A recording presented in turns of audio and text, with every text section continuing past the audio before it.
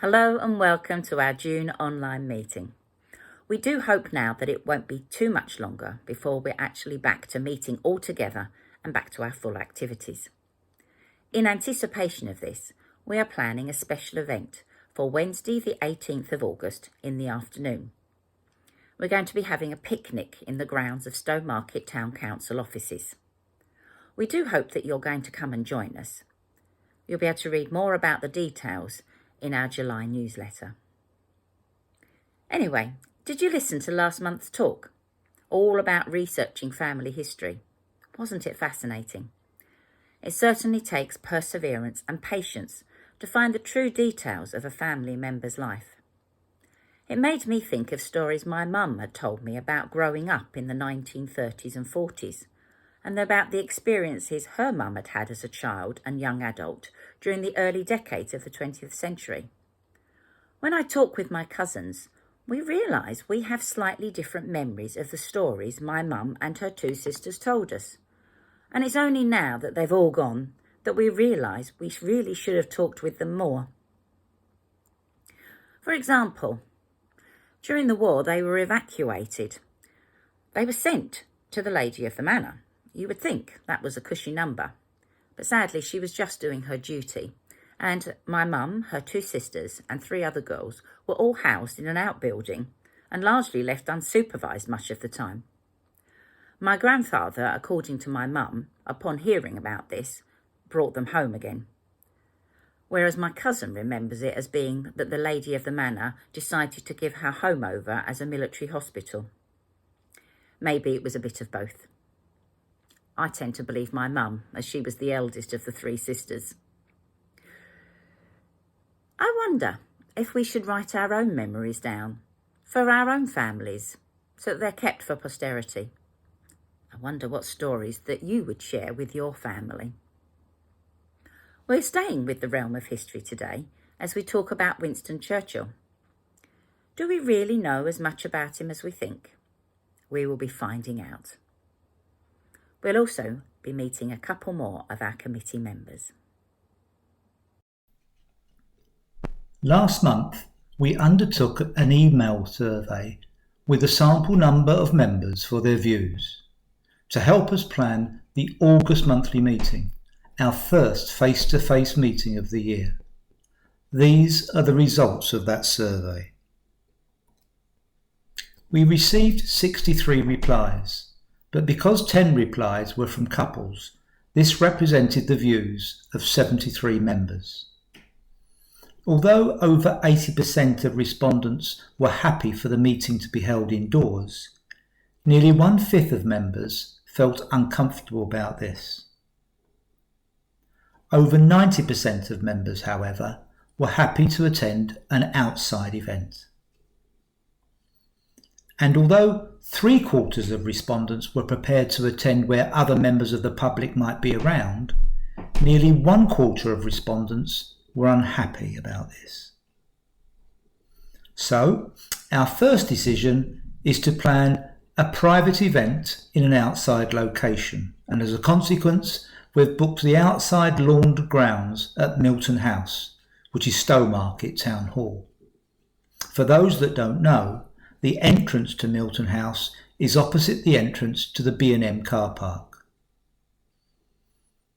Whereas nearly 3/4 of respondents showed no preference with respect to chairs being provided or not, nearly 85% of respondents were happy to bring a picnic chair, and over 93 were happy to bring their own picnic. Respondents were more or less equally divided about preferring to attend the venue where food and drink can be purchased. So our second decision, as Glynis mentioned earlier in her introduction, is to run our monthly meeting as a picnic. Members will be asked to bring their own food, drinks and utensils, and to bring their own seating. About 25% of the respondents might need some support with transport. And so, if 50 members attend, then maybe a dozen members may need help getting themselves with their picnic and chair to and from the venue. and if we can meet their criteria, then nearly 90% of respondents will be happy to attend.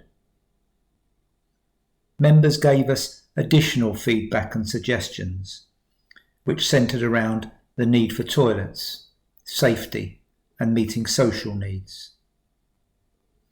So our third decision relates to confirming that members will have access to toilets, members will be asked to be COVID compliant with respect to the government guidelines at the time, and we will run a quiz and hopefully some games during the afternoon. So you now have a date to put in your diary, Wednesday the 18th of August. We hope you will be able to attend to meet and chat with old friends as well as to welcome our new members. The picnic will be from 1:30 to 3:30, but it's flexible, so members can come and go when they wish at any time within these time limits. We ask that you bring your own picnic and chairs, and we plan to organise it so that you can drive into the small car park to drop off your picnic and chair before driving off again to park your car in the B&M car park or maybe the nearby cinema car park. We can confirm toilets are on the site. We've arranged for some gazebos to be available for use to cope with the weather conditions, and hopefully you will be able to eat, chat and enjoy the activities. If you're able to help by giving a lift to a fellow member who lives close by you, or if you need help yourself, pause this video to make a note of the contact details at the bottom of the screen and let us know. We look forward to welcoming old members and new, and at least with respect to our monthly meetings, begin to move forwards just a little bit towards normality again. Hello everyone, my name is Liz Power. I am currently the group coordinator. I moved to the UK almost 18 years ago now, and at that time we were living in Cambridgeshire. Just for a change of scenery and a few other reasons, we moved to the Outer Hebrides in Scotland, where I stayed for almost 10 years, and about 3.5 years ago I moved down to Suffolk. Because I didn't know anyone, I joined a U3A at my sister-in-law's suggestion. That was just over 2 years ago, and I've met some very nice people in that time. Obviously, because of the lockdown situation, there are many of you that I haven't had the opportunity to meet, and I certainly hope that we can all do that in the not too distant future. Things are certainly looking a bit more optimistic now. If you have any issues with your groups that you would like to take up with me, please just get in contact with me and I will do the best that I can to resolve your problems. And I hope to see you all soon. Hello, my name is Linda Reynolds and I live in Stowmarket. Before I retired in 2017, I moved here from Ixworth to be near my daughter and grandchildren. When I moved, I didn't know anyone except the people I met while walking my dog, because previously my time had been split by being a carer and my accountancy practice in Bury St Edmunds. When I was told about Stowmarket U3A, I joined as soon as I was able, and I certainly haven't regretted it. I'm a member of the Walk and Talk, Gardens and Things, and geology groups. We've been meeting twice monthly via Zoom for our geology group for a little over a year now, and I'm really enjoying it, and I'm learning quite a bit. We're looking forward to some more field trips as soon as car sharing is permitted once again. I'm also secretary for the Stowmarket Ramblers group. I joined the committee in 2019, and I have been responsible for testing and introducing a software system for U3A called Beacon. This is a system geared to making the jobs of the membership secretary and the treasurer easier, and to assist the group coordinator and group leaders to organise their groups and to communicate with their members. There is room for more group leaders to be involved with that, as if should they wish to. It is hoped that one day we'll all be able to renew our memberships online via Beacon, but we're not quite there yet. Our talk this month is by Tony Diamond. We listened to Tony back in April when he gave an excellent talk about the Hoxton Hoard. On this occasion, Tony is taking us through the life and wisdom, as he sees it, of Winston Churchill. I found it interesting to hear how the clever words and speeches of Winston Churchill not only boosted morale of both the armed forces and public alike, but how some still remain in our memory after more than 8 decades. It makes me wonder how the comments of the current politicians who are leading us through the COVID pandemic will be reported and interpreted in the future.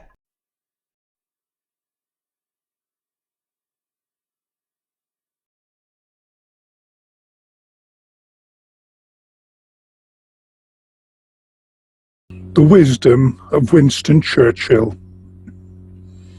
This is Churchill in familiar bulldog pose. Winston, of course, was very conscious of the fact that his mother was American and he regarded himself as half American for all of his life. Here he is in 1881, aged 6 years. But when he was a soldier at the age of 20, he immediately went and he saw action in Cuba, India, the Sudan, and South Africa. Whilst pretending to be a writer, he was in fact a spy for the British. At the Battle of Omdurman, Churchill saw Private Byne rescue Lieutenant Molyneux. His report earned the VC for the hero, and Churchill had a skin graft taken, which saved Molyneux's arm. Churchill is pictured here as a prisoner of war in Pretoria in 1899. He never got over the experience, but his daring escape made headlines all over the world. He was an MP for 64 years, and he served 6 monarchs: Queen Victoria, Edward VII, George V, Edward VIII, George VI, and Queen Elizabeth II. He was first elected as a Conservative, then he joined the Liberal Party, then he was an Independent, and then he rejoined the Conservatives. In the Liberal cabinet, he started in 1905, and he went on in that cabinet until 1915, at the end of the outbreak of World War I. At this time, he was Home Secretary in the Sydney seat siege, and he's pictured here. He would always get right into the action. Impossible problems that he faced: 1. Striking miners in Wales in Tonypandy in 1910. The Conservative opposition leader had this to say: "This Liberal Home Secretary should have shot the miners down like the dogs they are." The Scottish Labour MP Keir Hardie had this to say: "The blatant savagery of the police and the army is the responsibility of the Home Secretary, Mr. Churchill." And Willie Hamilton, speaking in the House of Commons in 1960, said this: "In 1910, the then Home Secretary, Winston Churchill, sent tanks against striking miners in Wales, killing hundreds of them in the streets." Churchill replied, "How clever of me to deploy tanks 6 years before they were invented." Impossible problems number 2, votes for women. Emmeline Pankhurst was totally opposed to Churchill. She said, "Mr. Churchill sets the moral code in favour of men, and he expects all women to abide by it." But Churchill had this to say: "I believe that all women should have the vote, but the Tories only want to extend the franchise to the wives and daughters of the millionaires." Impossible problems number 3, Home Rule for Ireland in 1911. Lord Randolph Churchill, his father, had famously said, "The card to play is the orange card." However, Churchill tried to be an honest broker, and he was blamed by everybody when talks collapsed. "Ulster says no, so it does, aye. That must come as a terrible surprise to some. The Irish nationalists accused Churchill of betraying Ireland. The Tories accused Churchill of betraying England. The Ulster Unionists accused him of betraying Northern Ireland over Home Rule. We've always found the Irish a bit odd. They refuse to be English. Now, these are some of the amazing innovations that Churchill got up to in his lifetime. In 1908, Churchill funded the development of the airplane. He became the very first politician in the world to qualify as a pilot, and he had a near miss in 1914 when his tutor was killed in a crash just as he arrived for his lesson. He went to France in 1915 and saw the war in the air. We will win in the air. He believed strongly in the power of the aircraft to win. And as first Sea Lord, Churchill promoted the idea of a Royal Air Force. He became the first Minister for Air in 1919, and he founded the RAF. Here's a picture of him as Secretary of State for Air, 19th of January 1919. Churchill proposed and developed the tank. At Churchill's instigation, Hornsby Tractors of Lincolnshire made landship prototypes in 1908. The first tanks were deployed at the Battle of the Somme. The German troops were so terrified by the sound and appearance of them that they ran away, but the tanks became stuck in the mud, and they were therefore ineffective. They were first used effectively at Cambrai in 1917. This is a British Little Willie tank, which was developed by Churchill. Originally codenamed Russian water carriers, Churchill said that they would acquire the label WCs, and so he changed the code name to water tanks and then simply tanks.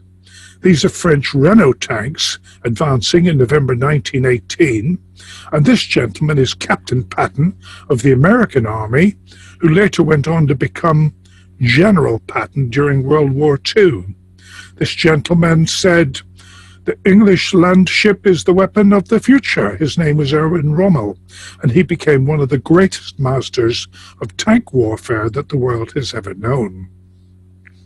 This is the only German tank. They only made 20 of them, and it was captured by the Australians in World War I. Churchill helped develop radar. In early 1933, he met with Sir Robert Watson-Watt and arranged the initial funding for the development of radar. In World War II, Navy vessels and planes had radar. Germany did not. This is Bletchley Park, and as Prime Minister, Churchill ensured full funding and staffing, and they developed the Enigma code machine, which could break the German codes. Port Winston, D-Day, these were the Mulberry portable harbours, pioneered by Winston Churchill. One of the reasons for his enduring success was his lifelong link with the Freemasons. He joined in 1901 before Edward, Master of the Lodge, and the Duke of York joined the same lodge on the same day. The Prince of Wales later joined the same lodge, as did his younger brother, later King George VI. Churchill was invested into the ancient order of Druids. Now, mostly what that meant was that he always had access to all sorts of money. In 1927, the king arranged for all military intelligence projects to be passed to Churchill. 3 prime ministers all strenuously objected. 3 kings commanded them to obey. And on becoming prime minister, he was the foremost military intelligence expert in Britain. He was a great exponent of the book Sun Tzu and the Art of War.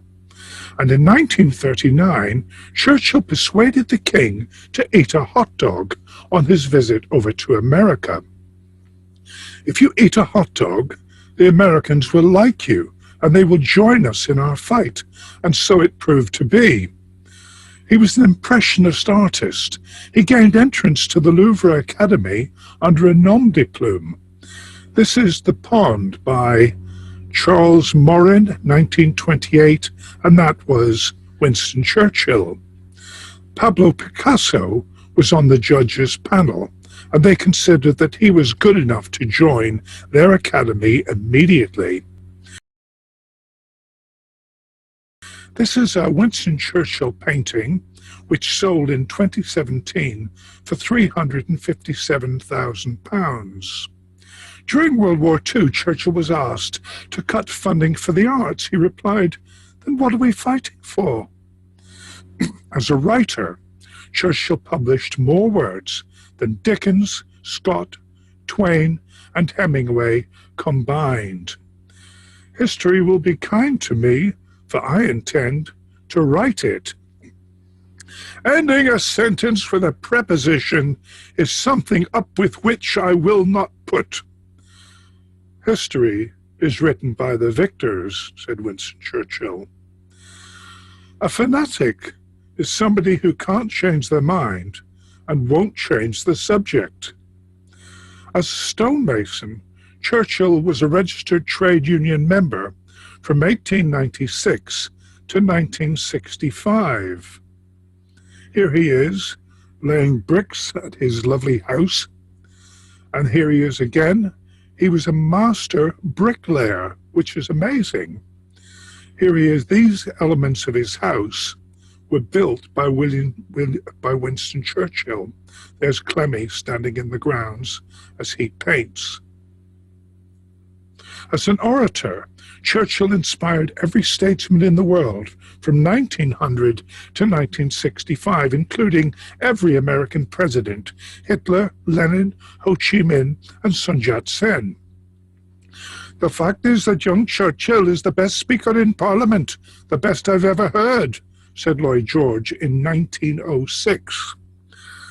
You don't win an argument by beating somebody into the ground. You succeed when you persuade others to reconsider their immovable positions. If you want to have the final say in an argument, just tell your opponent, "I suppose you're right." A good speech should be like a woman's skirt, long enough to cover the subject and short enough to create interest. I'm just preparing my off-the-cuff remarks. He was Prime Minister twice, from 1940 to 45 and from 1951 to 1955. In 1940, Clement Attlee said that the Labour Party would only support Churchill as Prime Minister in a coalition government. On the decision to make him Prime Minister in 1940, he said this: "Halifax and Chamberlain argued furiously for hours. It was life or death. I kept my mouth firmly shut." V for victory was his famous sign, and he was quite open to turning his fingers either way, because of course he knew the double meaning. He admitted to many gigantic errors. One of them was the Dardanelles and Gallipoli campaign in 1915.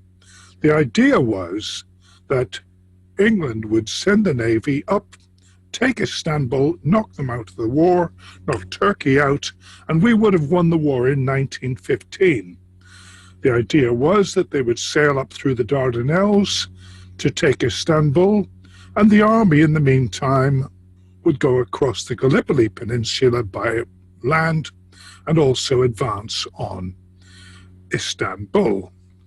When the Dardanelles went wrong, Fisher blamed Churchill. When Gallipoli went wrong, Kitchener blamed Churchill. This is Kitchener at Gallipoli, where it really went seriously wrong, and we never got off the beach. When the war in Europe stalled, the Prime Minister blamed Churchill. When the coalition broke down, the Tories blamed Churchill. Churchill became the top scapegoat for all army, navy, and government failures. In war, you can only be killed once, but in politics, many times. Most gigantic error, number 2, the return to the gold standard. On being asked if he would act as Chancellor, 1924, he said, "Does the bloody duck swim?" The worst mistake of my entire life was leading Britain back to the gold standard. The return to the gold standard provoked the general strike of 1926 and led directly to the Great Depression. There were tanks on the streets. There were people marching all the way down from Newcastle to London because they were basically starving. Most gigantic error number 3, the abdication of the king. Churchill was very great friends with Edward, Prince of Wales, later King Edward VIII. When he became king and abdicated suddenly without telling anybody, Churchill, who had stood up for him, was as surprised as anybody. Of course, the king immediately went straight off and made friends with Adolf Hitler. I've never been more deceived by any man than by the king. Most gigantic error number 4, the fall of Singapore. Churchill said this in the House of Commons. The Japanese would have to muster 50,000 men and employ 10 times more ships than they have in their entire navy. The whole idea of a Japanese invasion of Singapore is preposterous. Well, nobody told the Japanese because they simply rode bicycles down the entire Southeast Asia jungles and took over all of Singapore. These are British prisoners of war in Changi Jail in 1945.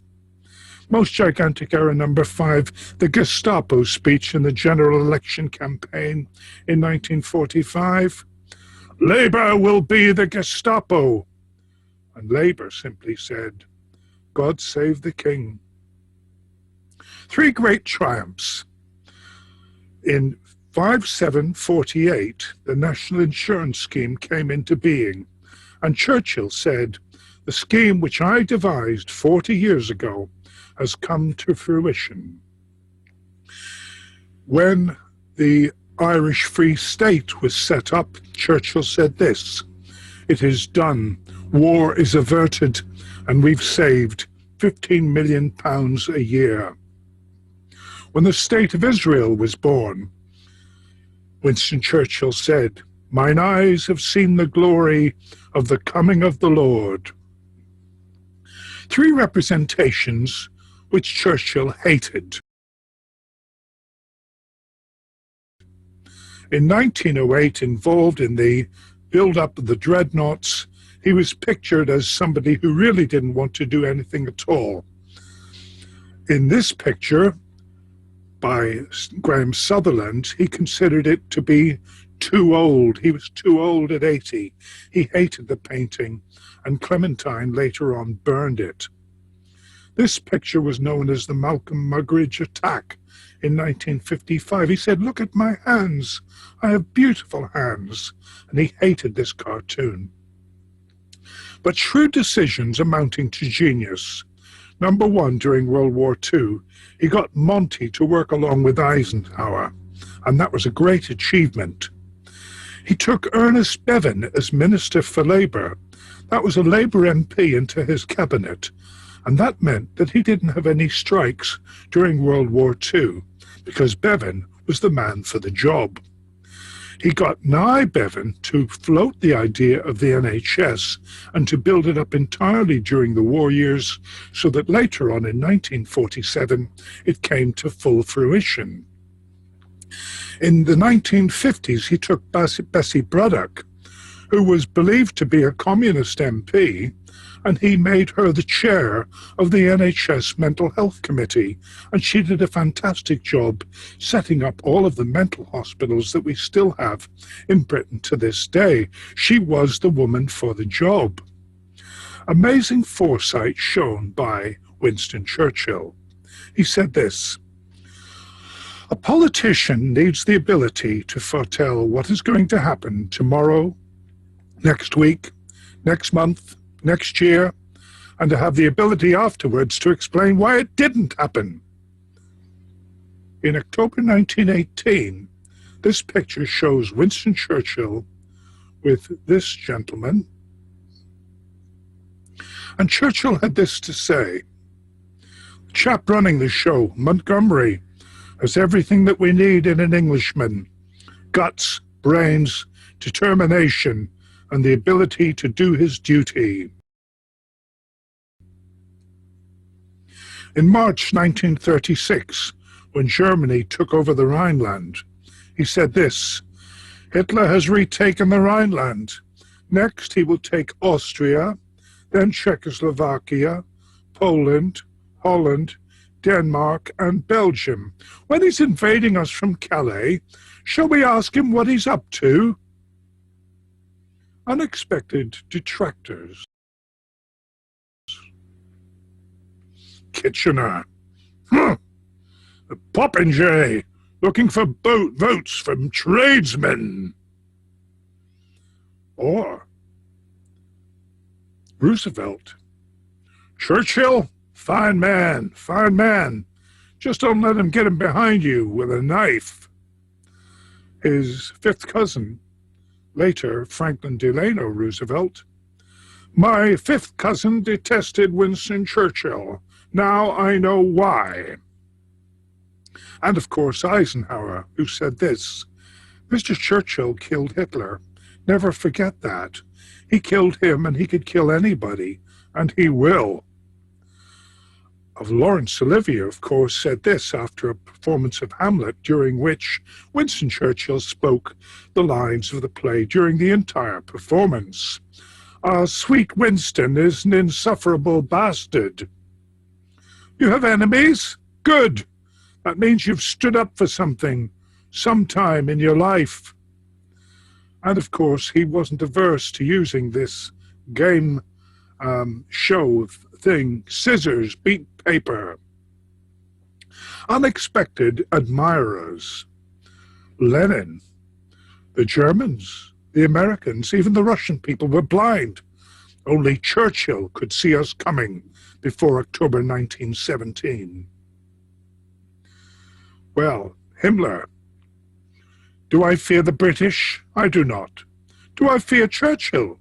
I do. Only a fool would not fear him, and I am not a fool.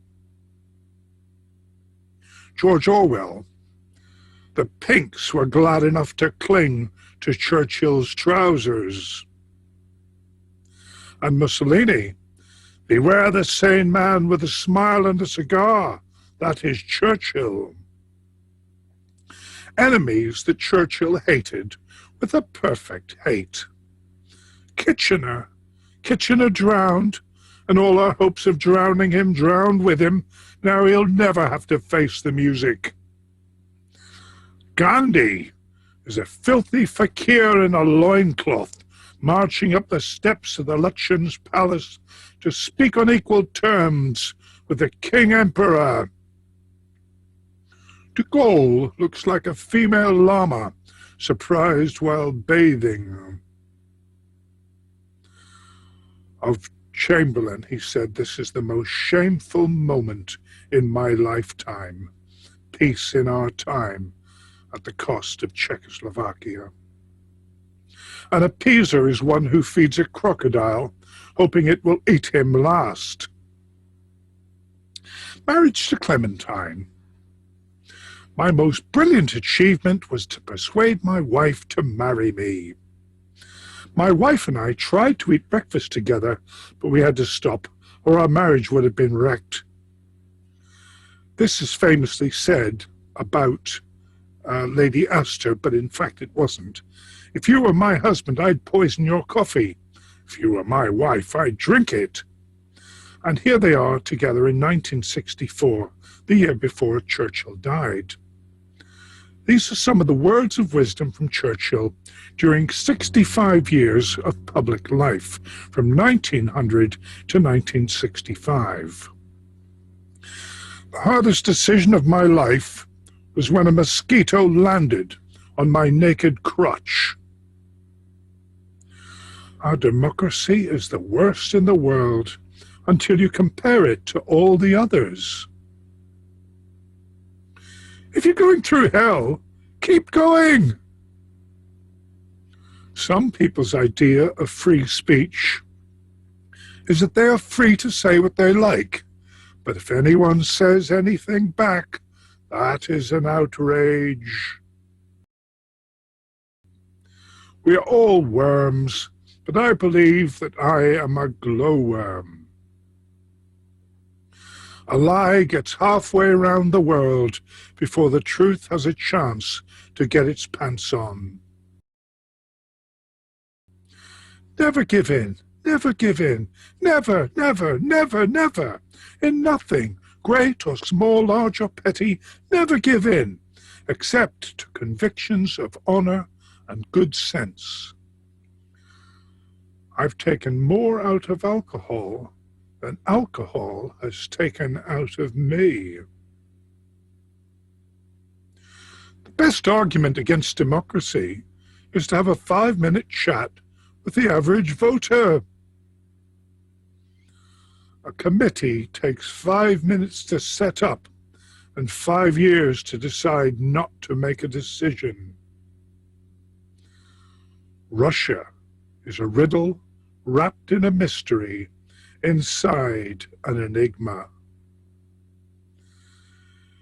If you have 10,000 regulations, you destroy all respect for the law.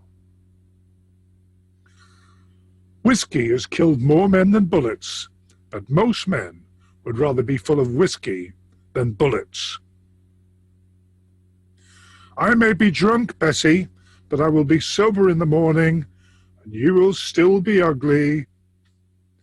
My tastes are simple.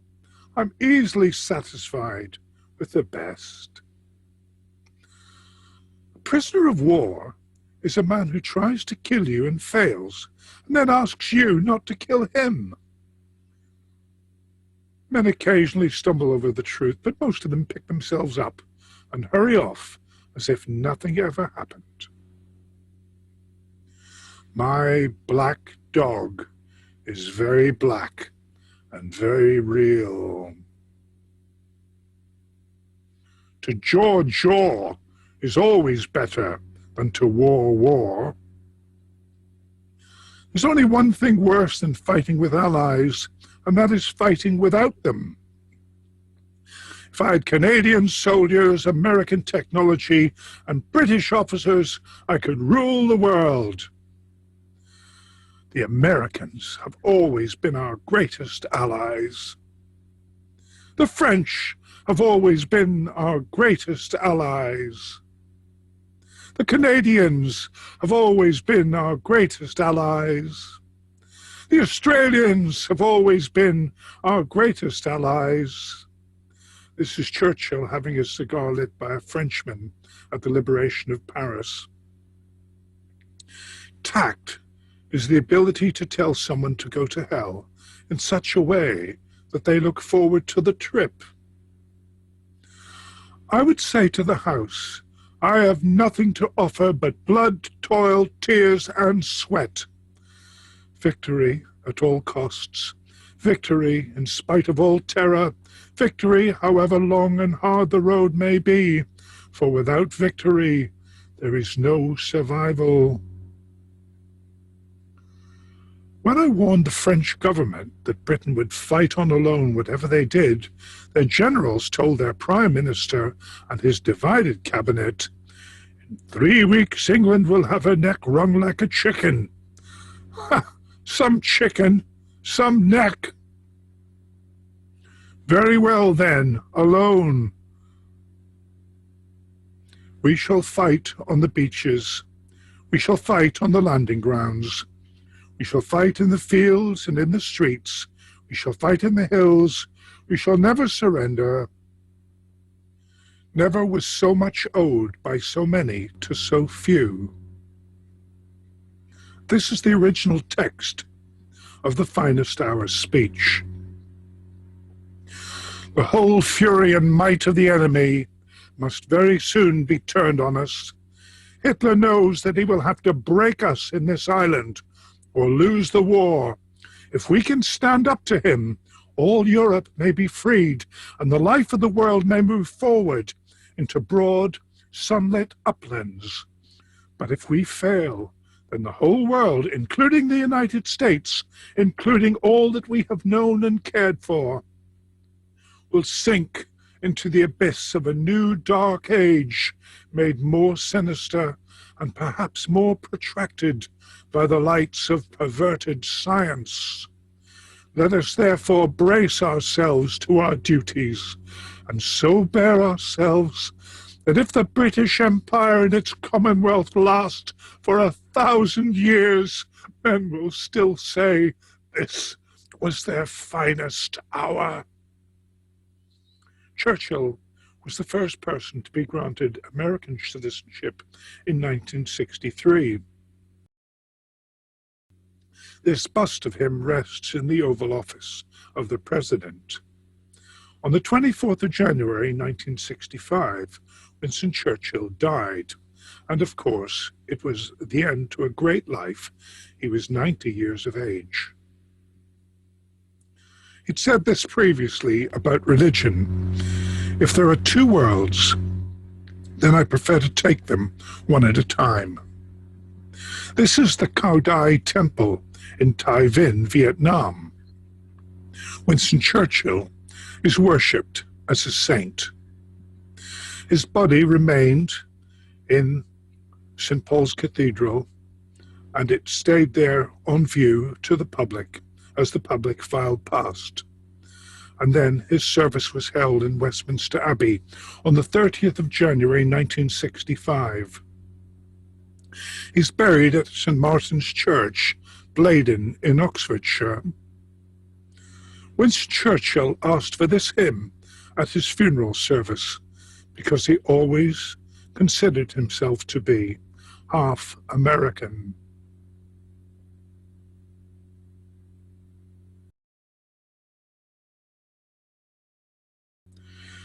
Mine eyes have seen the glory of the coming of the Lord. He is tramping out the vintage where the grapes of wrath are stored. He hath loosed the fateful lightning of his terrible swift sword. His truth is marching on. Glory, glory, hallelujah. Glory, glory, hallelujah. Glory, glory, hallelujah. His truth is marching on.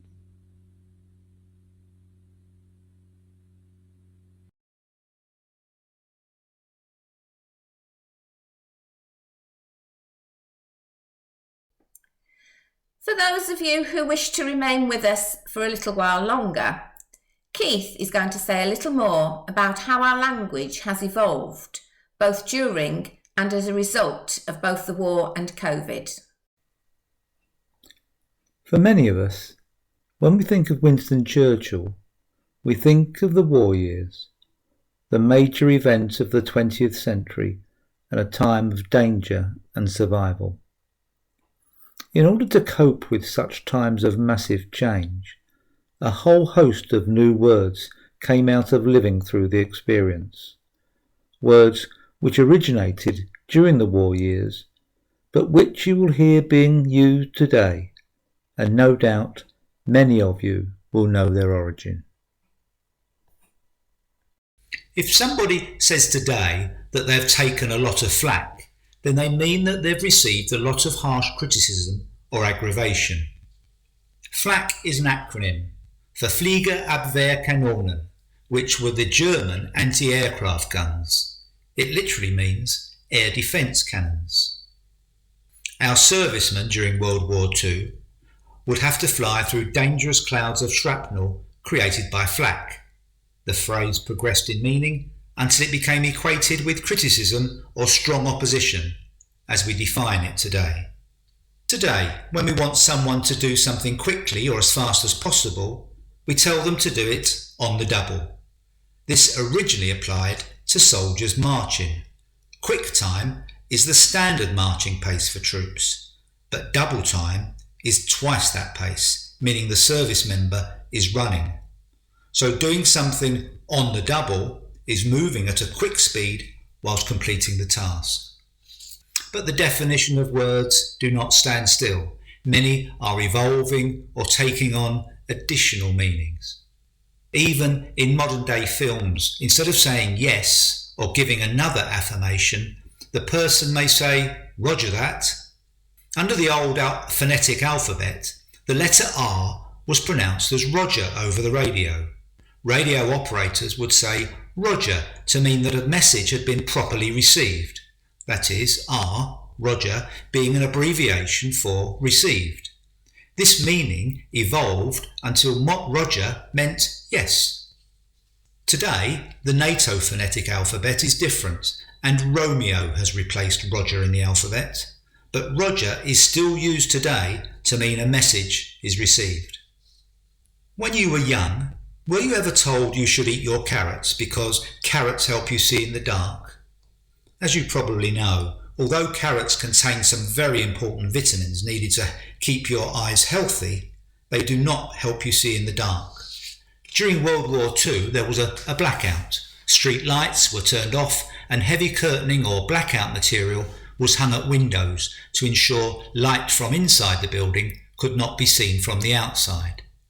In this way, cities, towns and villages became as dark as possible at night times, so that night-flying enemy aircraft would find it as difficult as possible to spot and hit their targets.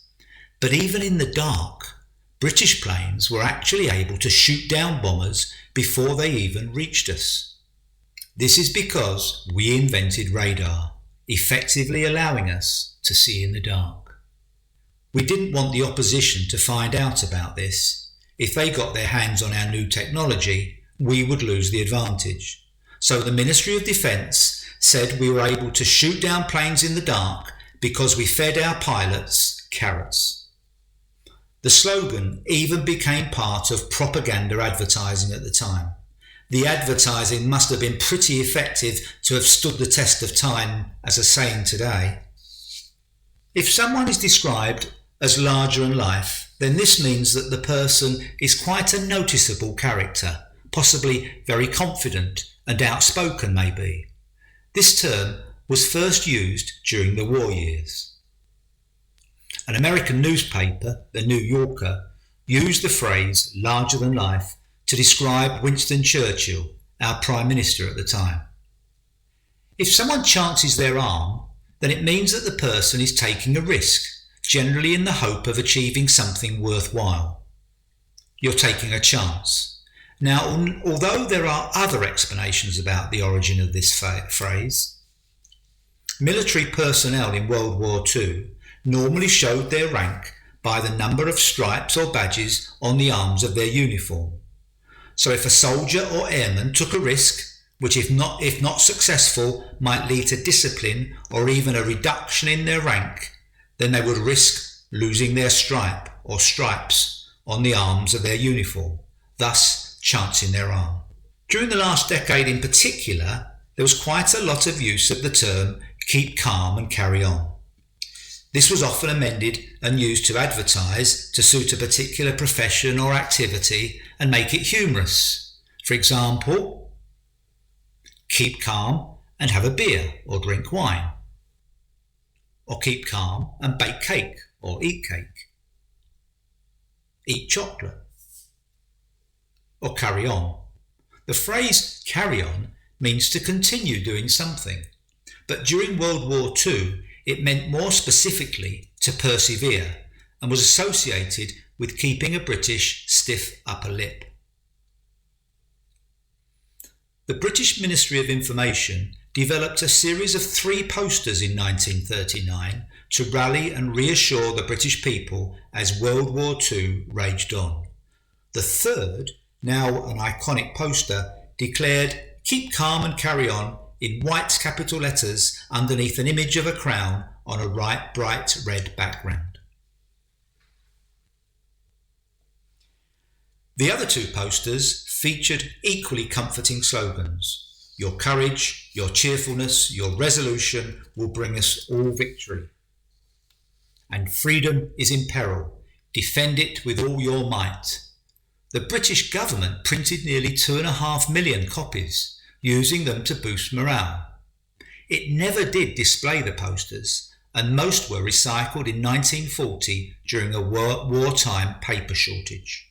The Keep Calm and Carry On poster languished in number and obscurity until Stuart Manley discovered a copy in the year 2000, tucked away in a box of old books for his bookshop. His wife and co-owner Mary framed and displayed the poster. Patrons fell in love with it, and the booksellers printed tens of thousands of copies over the next decade. The poster skyrocketed in popularity after the 2008 recession. Variations typically follow the template Keep Calm, for example, carry on fishing, play golf, even dream big.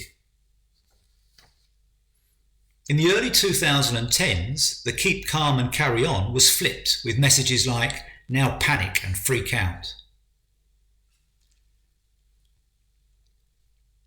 Today you notice the phrases on everything from coffee mugs to mobile phone covers to cushions, even lipstick. According to Google, Keep Calm and Carry On spiked in 2012 and has gone down in commercial usage since then. Although there are some instances now which advertise messages about our lives living with the coronavirus, encouraging us to stay at home, support the NHS, to wear a face mask and carry on. Which brings us nicely back to square one, where we started talking about how new words have come into being, or how the meaning of words has been adapted due to living through major world events. Just like the war years, during this COVID pandemic, new words have been introduced into our language, or maybe more accurately, words have been reintroduced into our language. With some of them taking on a slightly new meaning to take account of the new context that we now live in. Words and phrases such as social distancing, key workers, self-isolate, furlough.